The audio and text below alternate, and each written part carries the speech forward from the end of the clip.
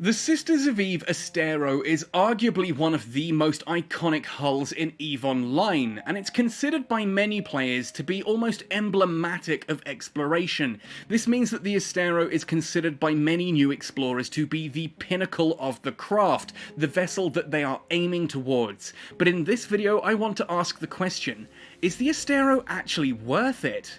Ahoy there folks, I'm Captain Benzie and this is the Sisters of Eve Astero. As if to drive home the point of this often being considered the pinnacle of exploration, I'm even demonstrating this using the Aspirant Explorer skin that you get as part of the Air Career program. Certainly, I'm not going to blame this skin and the Air Career program for giving the impression that this is the pinnacle just because you get this skin at the end of the exploration line, but it certainly does direct your attention towards it, doesn't it? I mean, think about it, you've just completed all of the Air Career program's Explorer branch, and you're given a skin for each of the Tech 1 frigates, and for the Astero. That certainly seems to be hinting that this is a ship you might want to be aiming towards, especially since you've been given the Tech 1 Explorers as part of the career agents.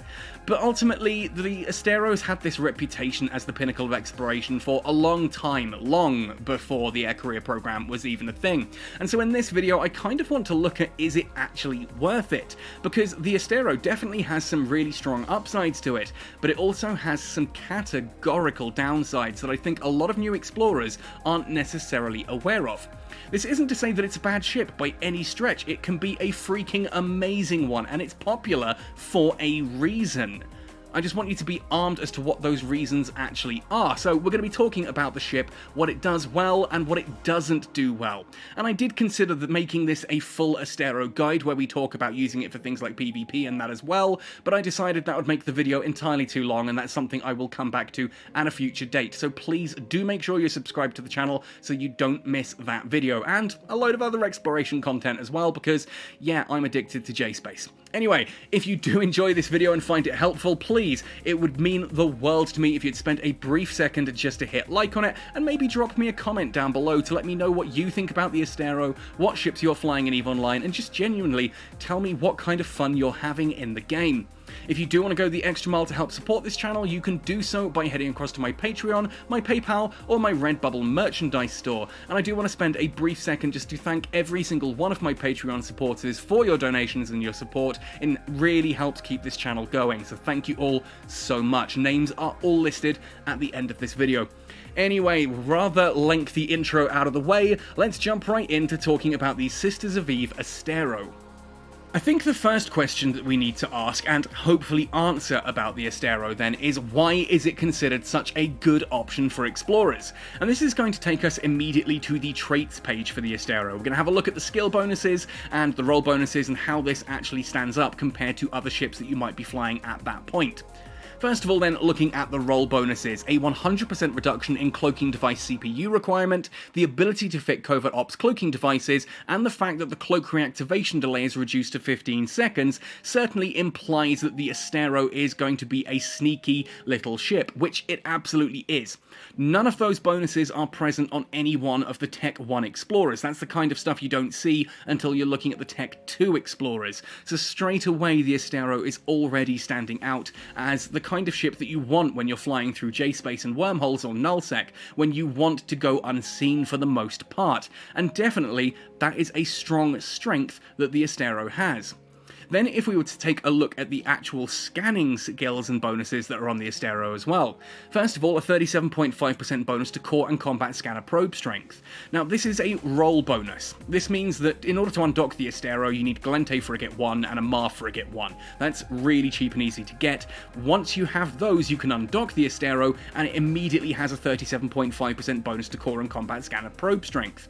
If you want that same bonus with say any of the Tech 1 Explorers, the Probe, the Magnate, the Heron, or the Imicus, you need to have their relevant frigate skill trained all the way up to 5. So a Probe, you need Minmatar Frigate 5 to get that 37.5% bonus. It is the same as a fully skilled Tech 1 Explorer in regards to core and combat scanner probe strength.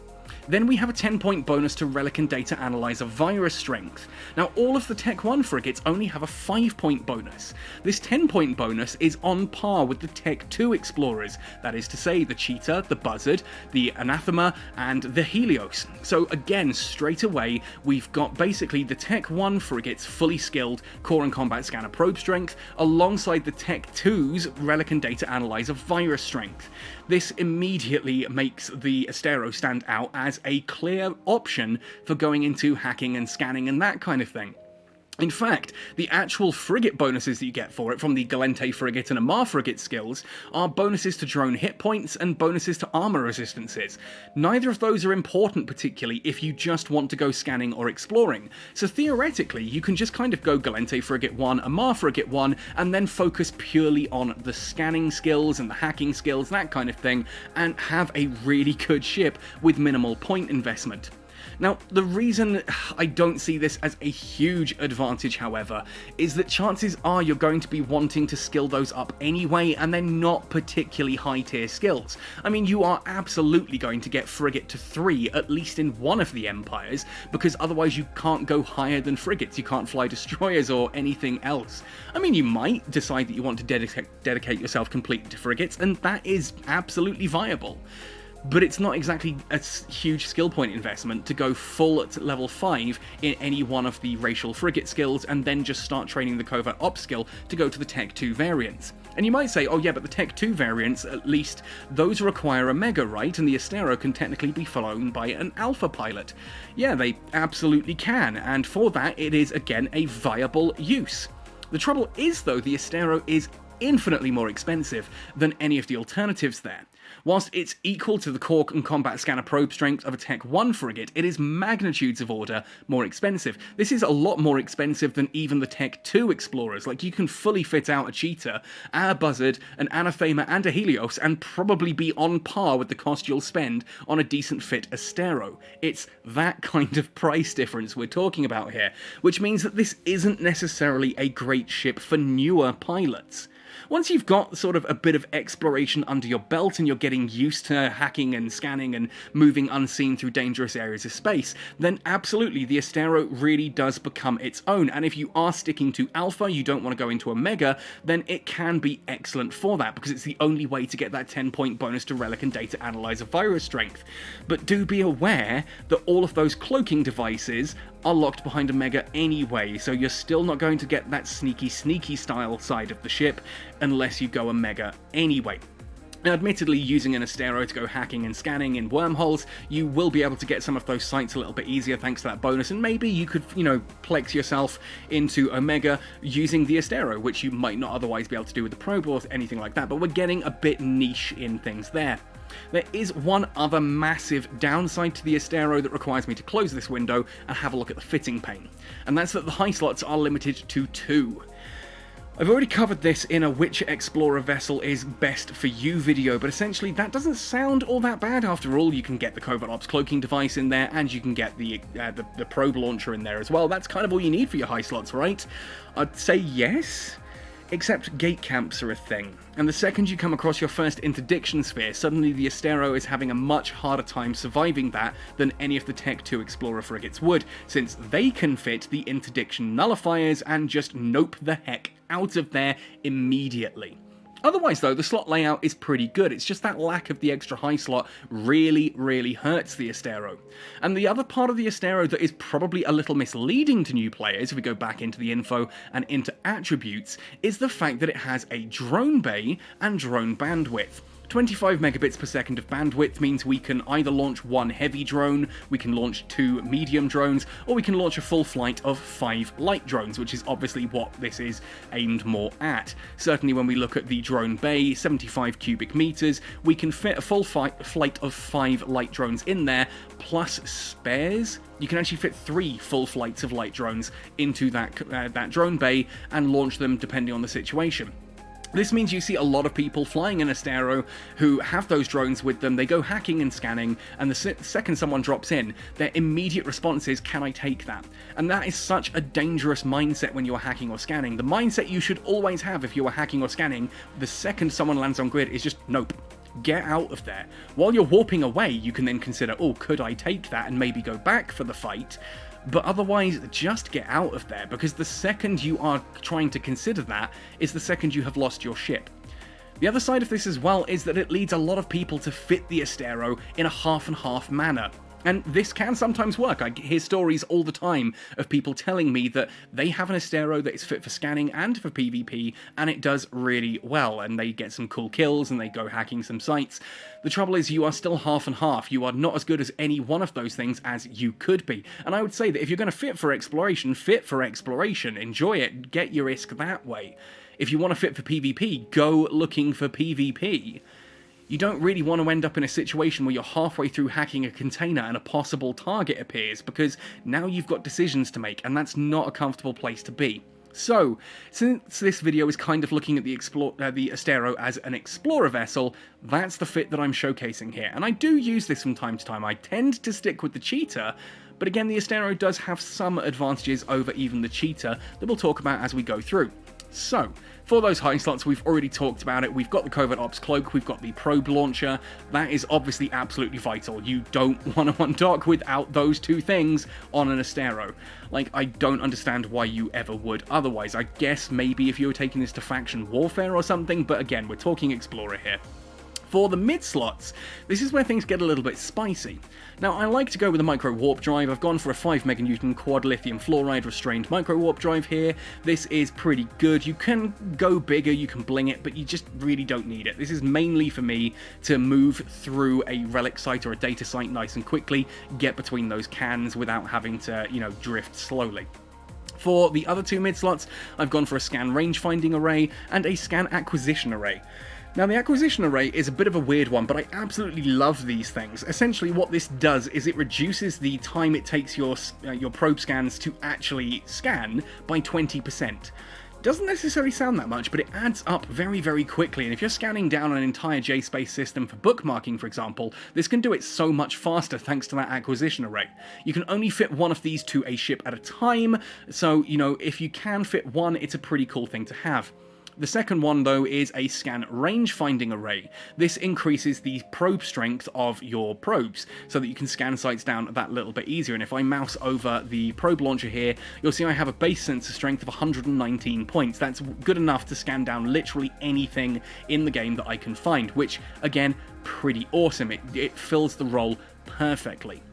The final mid-slot then, of course, is our analyzer, but because we've only got 4 mid-slots here, and because the Astero is quite a blingy ship to begin with, why not go full hog and add in a Zeugma integrated analyzer? Why have a relic analyzer and a data analyzer when you can have one thing that does both? And the big advantage of this is if, like me, you happen to have hacking and archaeology trained all the way up, well, hacking increases the virus coherence of your relic analyzers, and archaeology increases the coherence of your data analyzers. And since the Zeugma counts as both a relic and data analyzer, it gets bonuses from both. So, we've got an access difficulty bonus of 175%, virus strength of 40, and virus coherence of 130. That's insanely good, and it makes this ridiculously good at hacking relic and data sites. It is expensive. This is the single most expensive piece of gear on this ship. Do bear that in mind. Ultimately, a lot of people, especially when you're starting out, you might go for a ligature, but a ligature, again, it's on par with essentially the relic and data analyzer 1s, whereas the Zeugma is on par with the 2s. It is fairly intensive to skill into that, but again, I'm sitting on full scanning and hacking skills. Literally every single one of those skills maxed out to 5. This essentially can be swapped. If you did want to swap this, you just take this out for, say, a data analyzer 2 and then lose one of the scan arrays. Which one you go for is up to you. If you have full skills like I do, you might decide that going for the acquisition array, keeping that on the ship is the best idea for the faster scans, but if you're not at full skills or you're going for particularly difficult sites, you might want to keep the rangefinding array on. It's very much up to you, but drop one of those and have the relic and data analyzer separate if you want to help keep the costs down on this ship. Or if you think you're good enough at the minigame, swap down to a ligature. It is quite a drop in price, but it does lose the virus strength down to 30 rather than 40, and it doesn't sound much, but it makes a big difference. It means that something that has, say, a coherence of 80 goes down in 2 hits from the Zeugma, but it takes 3 from the ligature, which means you take 2 hits back instead, which is a big difference. For the low slots here, this again is going to be personal. You can see that with the fit that I've got here, I'm looking at a 1.81 second align time, sub 2 second. There is nothing I can do to bring this down below 1 second with the skills that I currently have, and below 2 is pretty much good enough for me. Anything other than an interdictor sphere and I'm probably going to be okay. And I do this with Inertial Stabilizers II and a Nanofiber internal structure 2. Now I could push this slightly lower by having 2 Inertial Stabilizer 2s, but ultimately it doesn't make that much of a difference due to how server ticks work. Go, I would rather have the Nanofiber internal structure in order to also just push up the flight velocity that little bit as well. Since I don't need extra on the agility rating, having the little bit of flight velocity increase, just it's nothing huge, but it's nice, and you may as well, you know. Then I've gone for a little bit of survivability here. Damage Control 2. Damage Control 2 helps push these resistances up just a little bit. I'm not intending to stick around, but it means if someone does get a lucky shot off against me, it's less likely to take me out in one go. Yes, I've only got 4,000 odd hit points, but still, it's a little bit of extra padding there that can help you survive just those brief seconds as you're exiting a warp disruption sphere. You take a hit and off you go to safety. That can be the difference between life and death. Finally then, in the low slots, an Overdrive Injector system, again, just because I can't get below 1 second of align time, therefore I may as well go for a bit of extra speed just to help me move through those relic and data sites that little bit faster. For the rigs then, finally, Small Gravity Capacitor Upgrade 1 and Small Auxiliary Thrusters 2. The Small Auxiliary Thrusters 2, ultimately, again, it's all about that flight velocity. With the Gravity Capacitor Upgrade, you could put a Gravity Capacitor Upgrade 2 on here and then play around with those rigs to get a bit more probe strength. But I find this does the job, so why stress out too much? And I can't go much higher due to the amount of calibration that obviously those 2 rigs take up. I've got an empty rig slot there, but again, when I do a video talking about PvP fits, you'll see that we do end up usually using all 3 of those slots, so it's kind of based on the fit kind of thing. Don't feel guilty at leaving a slot open or having some CPU or power grid left behind. And the thing is, that's basically it. Like, in its Explorer vessel, what more is there really to say? You kind of go in, you scan down a relic or data site, you go in, you hack the containers, and you're done. You want to get in quickly, out quickly, and that is exactly what the Astero is designed for. It can find these sites that little bit faster than my cheetah can, and it can hack them a little bit faster than cheetah can, but it's also a lot more expensive than the cheetah, which is, I think, 80 million-isk my cheetah fit currently, so you're looking at, you know, like, literally 5-6 times that cost here for the Astero. So if I have to lose 6 cheetahs before I should have just lost 1 Astero, you see how that becomes an issue, right? The final point to mention is that on this ship I am not using drones. It's a bit of a contentious issue. Some people will say, oh, you may as well put drones. I say that just increases your loss mail value. You're spending money to put onto a ship that you are never going to use. Oh, but what about like ECM drones? Well, ECM drones require me to launch them, have them launch at the target, and then unlock them before I escape. And that's more button presses. I would rather just escape, you know? So I don't bother with drones on an Explorer Astero. I have yet to find a good argument for putting drones in an Explorer Astero. PvP, absolutely, that is the bread and butter of the Astero. But here, for just exploring, don't bother, save the ISK.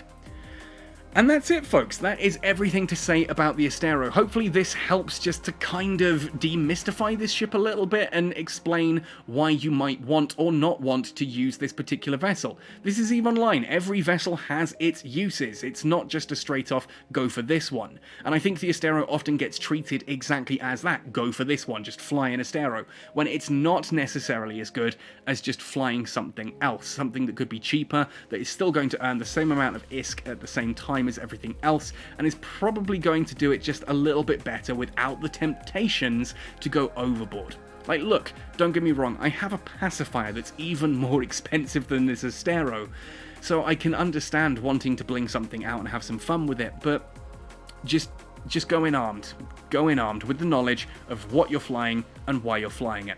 Anyway, folks, thank you for watching this one right the way through to the end. Let me know your thoughts and opinions on the Astero down in the comment section down below. Otherwise, happy sailing, and see you in New Eden.